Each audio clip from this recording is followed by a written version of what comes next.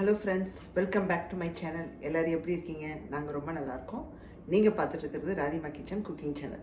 First டைமாக பார்க்குறீங்கன்னா என்னோடய சேனலை சப்ஸ்கிரைப் பண்ணிக்கோங்க, பெல் ஐக்கானையும் கிளிக் பண்ணிக்கோங்க. அப்போ தான் உங்களுக்கு நான் எப்போ வீடியோ போட்டாலும் நோட்டிஃபிகேஷன் வந்து சேரும்.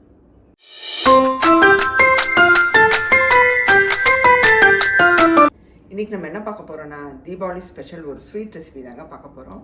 நிறைய பேர் பலகாரமெல்லாம் பண்ணி முடிச்சிருப்பீங்க. யார் யார் என்னென்ன பலகாரம் பண்ணீங்கன்னு எனக்கு கமெண்ட்ஸில் சொல்லுங்கள், நானும் தெரிஞ்சுக்கிறேன். இன்றைக்கி நம்ம என்ன தீபாவளிக்கு பண்ண போகிறோம் அப்படின்னு பார்த்தீங்கன்னா, பூந்தி லட்டு தாங்க பண்ண போகிறோம். சூப்பரான ஒரு ஸ்வீட் ரெசிபி தான் பண்ண போகிறோம். வாங்க அந்த ரெசிபியை பார்த்துடலாம். சூப்பராக தீபாவளிக்கு அந்த ரெசிபியை பண்ணிடலாம். ஸோ இது பார்த்திங்கன்னா நேற்று பண்ண லட்டுவை நெக்ஸ்ட் டே உங்களுக்கு எப்படி இருக்குதுன்னு காமிக்கிறேங்க. இந்த மாதிரி ஒரு கண்டெய்னரில் நீங்கள் ஸ்டோர் பண்ணி வச்சுக்கலாம். எனக்கு கிட்டத்தட்ட 25 லட்டு வந்துச்சுன்னு சொன்னேன். ஸோ இதை இப்போது சாப்பிட்டு காமிச்சிட்றேங்க. உங்களுக்கு எப்படி இருக்குன்னா, ரொம்ப சாஃப்டாகவும் இல்லை, ரொம்ப உதிரியாகவும் இல்லை, ரெண்டுக்கு நடுவில் இருக்குங்க. திருப்பதி லட்டு மாதிரி இருக்குது பார்க்குறதுக்கு. நேற்று ஊறாத மாதிரி இருந்துச்சு, ஆனால் இன்றைக்கி சூப்பராக பர்ஃபெக்டாக இருக்குங்க. ஃபஸ்ட்டு ஸ்டெப்பு என்ன பண்ண போகிறோன்னா, கடலை மாவை சலிச்சு எடுத்துக்க போகிறோங்க. நான் இன்றைக்கி 2 கப்பு கடலை மாவு வச்சு தான் பண்ண போகிறேன். 2 கப்புக்கு நான் அளந்து எடுத்துகிட்டு வந்திருக்கேன். இதை சலித்து இதை கரைச்சி எடுத்துக்கிறோம் முதல்ல. ஸோ அதுக்கு ஒரு பவுல் மிக்சிங் பவுல் எடுத்துக்கோங்க. இது கூடவே ஒரு சலிப்பு எடுத்துகிட்டு வந்திருக்கேன்.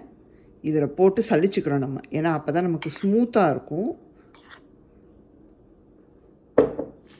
கொஞ்சம் கொஞ்சமாக போட்டு நம்ம சலிச்சுக்கிறோம். இதுக்கு இடையில் எண்ணெயை சூடு பண்ண போட்டுருங்க. மிதமான சூட்டில் வச்சு விட்ருங்க. அது பொறுமையாக ஸ்லோவாக சூடாகட்டும். பார்த்திங்கன்னா இப்போ சலிச்சு வச்சாச்சு. இதில் லைட்டாக ஃபுட் கலர் சேர்த்துக்கிறேங்க. நான் இந்த ஃபுட் கலர் ஸ்டோர்லேருந்து வாங்கிட்டு லைட்டாக ஒரு பிஞ்சு சேர்த்துக்கிறேன். இது ஆப்ஷன் தான், இல்லைன்னா நீங்கள் மஞ்சத்தூள் கூட சேர்த்துக்கலாம், சமையலுக்கு யூஸ் பண்ணுறது. அப்புறம் கொஞ்சமாக உப்பு சேர்த்துக்கிறோம். ரொம்ப சேர்க்க தேவையில்லை, லைட்டாக சேர்த்துட்டு கலந்துட்டு இப்போ தண்ணி விட்டு நம்ம கரைச்சிக்கிறோங்க. ரொம்ப திக்காகவும் இருக்கக்கூடாது, ரொம்ப தின்னாகவும் இருக்கக்கூடாது. எண்ணெயை குடிச்சிரும்.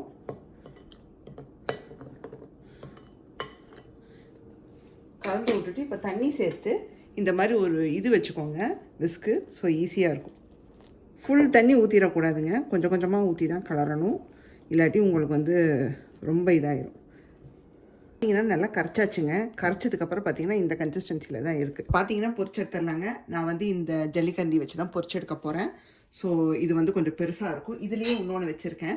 இதை உள்ளே போட்டதுக்கப்புறம் எடுக்கிறதுக்கு இதை யூஸ் பண்ணிக்க போகிறேன். ஒரு கரண்டி தாங்க ஊற்றணும், ரொம்ப ஊற்றிடக்கூடாது. ஒரு கரண்டி ஊற்றிட்டு ஜஸ்ட்டு இப்படி ஸ்லோவாக நீங்கள் கிளறி விடணும். ரொம்ப மேலேருந்து வீசாதீங்க, கீழே இருந்தே நீங்கள் விழுற மாதிரி பார்த்துக்கோங்க. ரொம்ப இப்போ டாப்புக்கு போகாமல் கொஞ்சம் இந்த இடத்துல வச்சு எல்லாம் விழுற மாதிரி பார்த்துக்கோங்க. சுற்றி சுற்றி விட்டுருங்க. உங்களுக்கு இந்த மாதிரி ஊற்றும் போது உங்களுக்கு திக்காக இருந்துச்சுன்னா கொஞ்சம் தண்ணி விட்டு டைலூட் பண்ணிக்கோங்க, ஒன்றும் தப்பு கிடையாது. ஸோ எடுத்த அடுப்புலையே தண்ணியை ஊற்றிடக்கூடாது. ஸோ எந்த அளவுக்கு இடம் இருக்கோ அந்த அளவுக்கு இப்படி நீங்கள் விடணும். பார்த்தீங்கன்னா ஒரு இடத்துல இப்படி கட்டியாக நின்றுருச்சு நான் போட்டது. மற்றதெல்லாம் பார்த்தீங்கன்னா உதிரியாக இருக்குது. அப்படி இருந்தால் பரவாயில்ல, நோ ஒரீஸ். எப்படியும் நம்ம மிக்சியில் போட்டு ஒரு சுற்று எடுத்துக்க போகிறோம். ஒரு மாதிரி 1-2 நம்ம எடுத்துக்க போகிறோம். ரொம்ப கிறிஸ்பியாக கொண்டு போகணும், கோல்டன் கலருக்கு கொண்டு போகணுன்னு அவசியம் இல்லை. ஸோ நல்லா பொரிஞ்சு உங்களுக்கு அந்த சத்தம் அடங்குனதுமே நீங்கள் எடுத்துருங்க, அவ்வளோதான். எப்போதுமே ஸ்லோ பண்ணி எடுத்துட்டு அதுக்கப்புறம் நீங்கள் திரும்பவும் நீங்கள் அந்த என்ன சொல்கிறது கரண்டியில் விடும்போது நீங்கள் கொஞ்சம் இன்க்ரீஸ் பண்ணிக்கணும். ஸோ நம்ம தோசை ஊற்றும் போது பண்ணுற அதே டெக்னிக் தான். ஏன்னா ஒரே இதுலேயே வச்சுக்கிட்டோம்னா நல்லா இருக்காது. நல்ல எண்ணெயை வடிச்சிட்டு இங்கே டிஷ்யூ பேப்பரில் வச்சுருவோம். இதில் பூந்தி பார்த்திங்கன்னா உங்களுக்கு வெந்து இருக்கணும், அவ்வளோதான். மாவாக மட்டும் இருக்கக்கூடாது, அது மட்டும் பார்த்துக்கோங்க. ரொம்ப ஓவர் கிறிஸ்பிக்கு கொண்டு போகக்கூடாது. இங்கே பார்த்தீங்கன்னா லாஸ்ட் பேட்சுங்க, கடைசி பேட்ச்சு இப்போ பொரிச்சிக்கிட்டு இருக்கேன். இங்கே பார்த்தீங்கன்னா எல்லாமே பொரிச்சு எடுத்தாச்சு. ஸோ கூடிய மட்டும் கடைசி வரைக்கும் எல்லாமே ஈவன் கலர்ஸில் வர மாதிரி பார்த்துக்கோங்க. இப்போது சுகர் சிரப்பை கரைச்சி எடுத்துக்கலாங்க. நாங்கள் பார்த்தீங்கன்னா 1/4 கப்பு, 1/4லேருந்து 1.5, 2க்கு நடுவில் நான் எடுத்து அளந்து வச்சுருக்கேன். இதுக்கு 1/2 கப்புக்கு தண்ணியை ஊற்றி கரைச்சிக்கிறோம். ரொம்ப தண்ணி ஊற்றணுன்னு அவசியம் இல்லை.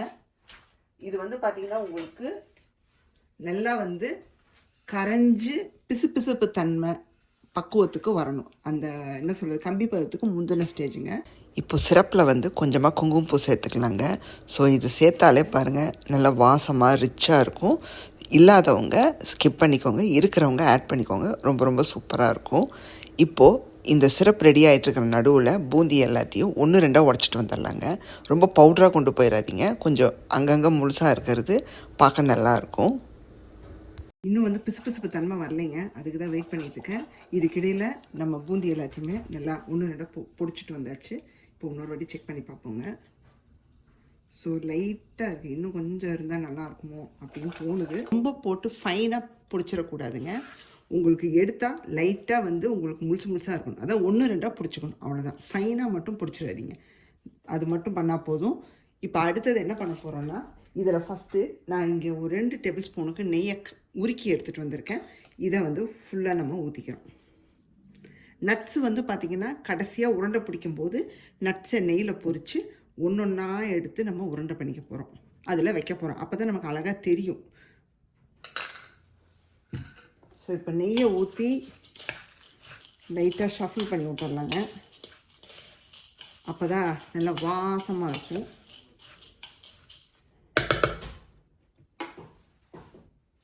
இப்போ அடுத்தது நம்ம கரைச்சி வச்சுருக்கிற இந்த பிசுபிசுப்பான இந்த சிரப்பை கொஞ்சம் கொஞ்சமாக விட்டு கலர போகிறோம். இதையவே நம்ம பார்த்து தான் விட போகிறோம். ஏன்னா ஃபுல்லாக விட்டுட்டிங்கன்னா உங்களுக்கு தண்ணி மாதிரி ஆயிரும். எப்போதுமே பூந்தி லட்டுக்கெல்லாம் வந்து ஊற்றி ஊற்றி கிளறணும். நீங்கள் அந்த சிரப்பில் மொத்தத்தையும் போட்டுட்டிங்கன்னா ஒன்றும் பண்ண முடியாது. அதுக்காக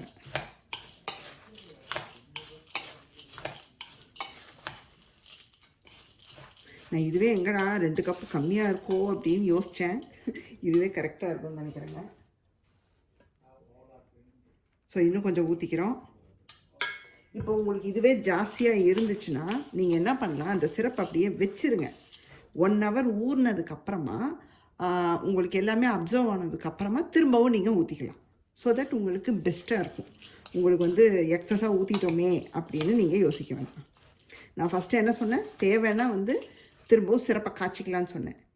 இப்போது காய்ச்சின சிரப்பு மிச்சம் இருந்துச்சுன்னா அதை ஓரமாக எடுத்து வச்சுட்டு ஊறினதுக்கப்புறமா தேவைப்பட்டால் ஆட் பண்ணிக்கலாம் நீங்கள். ஸோ புரிஞ்சுதுங்களா? இந்த மாதிரி பண்ணிங்கன்னா உங்களுக்கு பூந்தி லட்டு நல்லாயிருக்கும். இப்போ பார்த்தீங்கன்னா இதுவே வந்து எனக்கு நல்லா வந்து வெட்டாக தெரியுது. அதனால் நான் என்ன பண்ண போகிறேன்னா அப்படியே இதை மூடி வச்சிட போகிறேன். நல்லா ஒரு 1 hourக்கு இதை டிஸ்டர்ப் பண்ணாதீங்க. 1 hourக்கு இது ஊறினதுக்கப்புறமா இதை உருண்டை பண்ணும்போது நீங்கள் திரும்பவும் ஆட் பண்ணிக்கலாம்.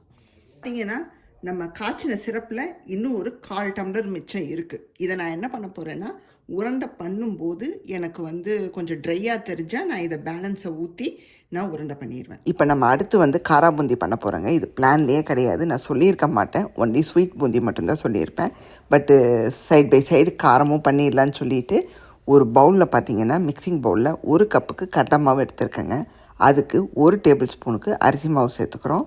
மேற்கொண்டு சோடா உப்பு தேவையான அளவு சேர்த்துக்கிறோம். கொஞ்சமாக ஒரு 1/4 டீஸ்பூன் அளவு சேர்த்துக்கணும்.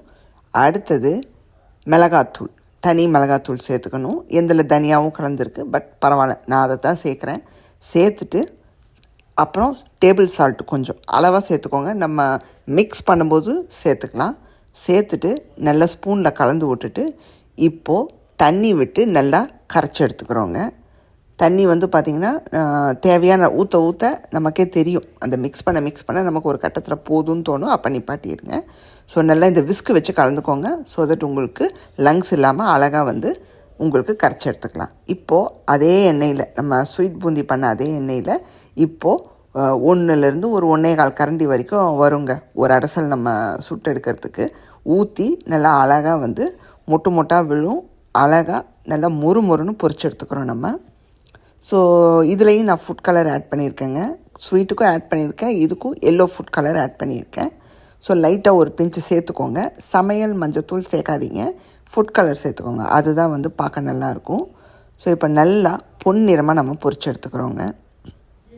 ஆனால் எல்லாமே ஈவனாக எடுக்கணும். நீங்கள் பூந்திக்கு ஒன்று டார்க்கு ஒன்று லைட்டு அந்த மாதிரி எல்லாம் பொரிச்சு எடுக்கக்கூடாது. நல்லா மொறுன்னு பொரிச்சு எடுக்கணும்.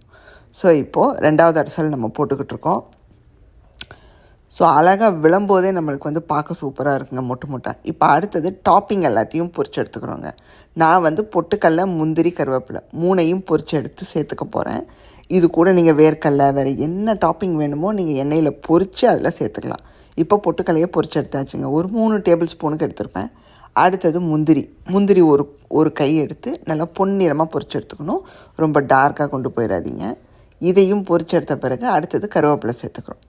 கருவேப்பிலை எவ்வளோ இருக்கோ அவ்வளோ சேர்த்துக்கோங்க. நான் வந்து ஒரு கை அளவு சேர்க்குறேன். எங்கிட்ட என்ன இருக்கோ அதை சேர்க்குறேன்.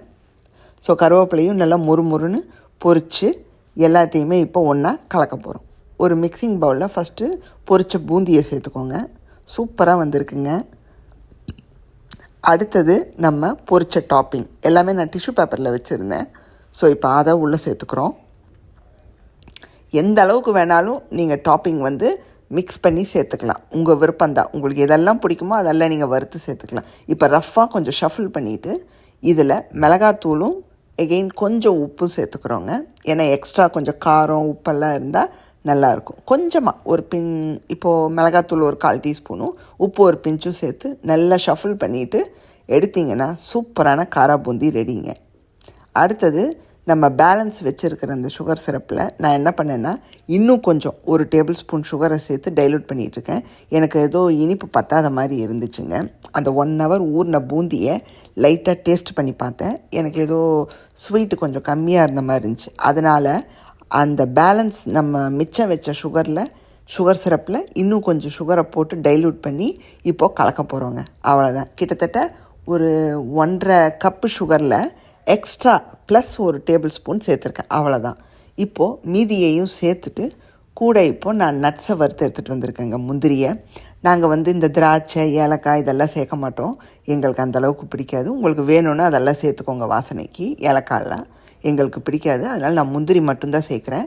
ஸோ ஃபுல்லாக இதிலையே சேர்த்துற போகிறேன். வேணும்னா நீங்கள் தனியாக எடுத்து வச்சு ஒன்றா பிடிக்கும்போது நீங்கள் எடுத்து வச்சுக்கலாம் நட்ஸை. இல்லை அந்த பூந்தியோடையே கலந்து விட்டுட்டு ஒவ்வொரு லட்டுவாக பிடிக்கும்போது அந்த நட்ஸோடு எடுத்து பிடிங்க. ஸோ சூப்பராக நம்மளுடைய லட்டு ரெடி. இப்போ நம்ம உருண்டை பண்ணிகிட்ருக்கோம். இது பொரிக்கிறதும் உருண்டை பண்ணுறது தான் வேலை. மற்றபடி உங்களுக்கு வந்து பார்த்திங்கன்னா ஒரு சூப்பரான ஈஸி ரெசிபின்னு சொல்லிக்கலாம். ரொம்ப ரொம்ப ஈஸி அண்டு அழகாகவும் பண்ணிடலாம். இப்போது சூப்பராக நம்மளுடைய லட்டு 25 லட்டு வந்துச்சுங்க. நாங்கள் ஒரு 3 லட்டு சாப்பிட்டுட்டோம். டேஸ்ட் எப்படி இருக்குன்னு பார்க்குறதுக்காக. அண்டு பூந்தி வந்து திரும்பவும் சொல்கிறேன், பிளான்லேயே கிடையாது. ஆனால் என் ஹஸ்பண்ட் சொன்னார் டாப் நாச் சூப்பராக வந்திருக்குமா அப்படின்னு சொல்லியிருக்காரு. இன்றைக்கான வீடியோ பார்த்துருப்பீங்க. இந்த தீபாவளி பலகாரம் எவ்வளோ சூப்பராக பண்ணிட்டோன்னு. இந்த காரா பூந்தி வந்து பார்த்திங்கன்னா பிளான்லேயே கிடையாது. கடைசியாக தான் தோணுச்சு. ஸ்வீட் பண்ணிட்டோம், காரமும் பண்ணால் நல்லா இருக்குமே அப்படின்னு தோணுச்சுங்க. அதனால தான் அந்த காரா பூந்தியை பண்ணேன். ஸோ ரொம்ப சூப்பராக வந்திருக்குங்க. நீங்களும் இதே மாதிரி கண்டிப்பாக பண்ணி பாருங்கள். லட்டுவும் அருமையாக இருந்துச்சு. நாங்கள் பிடிச்சதுக்கப்புறம் 2-3 லட்டுவை சாப்பிட்டுட்டோங்க. அவ்வளோ சூப்பராக இருக்குது. நல்லா ரிச்சாக இருக்குது. அந்த குங்குமப்பூவெல்லாம் போட்டு பண்ணதில் வேறு லெவலில் இருக்குது. ஒரே ஒரு மைனஸ் என்ன தென்பட்டுச்சுன்னா இன்னும் கொஞ்சம் ஊறணுங்க. மற்றபடி இனிப்பு அந்த பக்குவம் எல்லாமே வந்து சூப்பராக வந்திருக்குங்க. நான் வந்து பார்த்திங்கன்னா 2 கப்பு கடலை மாவுக்கு 1.25 1.5 கப்பு கிட்ட சுகர் போட்டேன். அதை போட்டு கரைச்சி அதை வந்து நம்ம 2 வாட்டி ஊற்றணும். ஃபஸ்ட்டு கொஞ்சம் ஊற்றிட்டு 1 ஹவர் ஊற வச்சுட்டு அதுக்கப்புறம் மீதியை ஊற்றணும். அந்த மீதியை ஊற்றும்போது நான் என்ன பண்ணேன்னா ஒரு டேபிள் ஸ்பூன் சுகர் எக்ஸ்ட்ராவாக ஆட் பண்ணி கொஞ்சம் அதை மெல்ட் பண்ணிவிட்டு அதுக்கப்புறமா யூஸ் பண்ணிக்கிட்டேன். ஏன்னா வந்து எனக்கு அந்த லட்டு பிடிக்கிற ஓரத்தில் நான் சாப்பிட்டு பார்த்தேன், சுகர் பத்தாத மாதிரி இருந்துச்சு. அதனால ஒரு டேபிள் ஸ்பூன் மட்டும் கடைசியாக நான் அந்த சூடு பண்ணும்போது, சிரப்பு கொஞ்சம் ஆறி இருந்துச்சு, சூடு பண்ணும்போது கொஞ்சம் ஆட் பண்ணி கரைச்சிட்டு அதுக்கப்புறமா கலந்துட்டேங்க. ஸோ பர்ஃபெக்டாக இருக்குது. ஸோ 1.5 கப்பு பர்ஃபெக்டாக இருக்கும். நீங்கள் கரைச்சி ஊற்றி ஊறின பிறகு செக் பண்ணுங்கள். பத்தலைன்னா ஆட் பண்ணிக்கோங்க. ஸோ தட் உங்களுக்கு பர்ஃபெக்டாக இருக்கும். ஸோ லட்டை பிடிச்சாச்சுங்க. 2 கப்பு கடலை மாவுக்கு கிட்டத்தட்ட 25 லட்டு வந்துச்சுங்க. இப்போ 22 3 இருக்குது. மீதி ஒரு 2 லட்டை சாப்பிட்டுட்டோம். எப்படி இருக்குது பார்க்குறதுக்காக. ஸோ சூப்பராக வந்திருக்குங்க. பூந்தி லட்டு டாப் நாச் அப்படின்னு சொல்லிக்கலாம். என் ஹஸ்பண்ட் வந்து ரொம்ப சூப்பராக வந்திருக்குன்னாரு. ஸோ நான் சொன்னேன் வேணுங்கிறப்ப நம்ம பண்ணிக்கலாங்க வீட்லேயே அப்படின்னு சொல்லியிருக்கேன். ஸோ ரொம்ப அற்புதமாக இருக்குது. நான் பொட்டுக்கடலை, முந்திரி, கருவேப்பிலையெல்லாம் போட்டிருக்கேன். வேணும்னா வேர்க்கடலை கூட நீங்கள் பொரித்து போட்டுக்கலாங்க. ஸோ என்ன ஐட்டங்கள் வேணுமோ அதை நீங்கள் பொரித்து இந்த பூந்தியோடு ஆட் பண்ணிட்டீங்கன்னா போதும். சூப்பரான காரா பூந்தி ரெடி. ஸோ இந்த தீபாவளிக்கு சூப்பரான 2 ரெசிபியும் அருமையாக பண்ணியாச்சு. கண்டிப்பாக இந்த வீடியோ உங்களுக்கு பிடிச்சிருக்கும். பிடிச்சிருந்தா ராதிமா கிச்சனை லைக், ஷேர் அண்ட் சப்ஸ்கிரைப் பண்ணிடுங்க. பெல் ஐக்கானை கிளிக் பண்ணிடுங்க. உங்களை வேறொரு வீடியோவில் சந்திக்கிறேன். Bye, see you soon.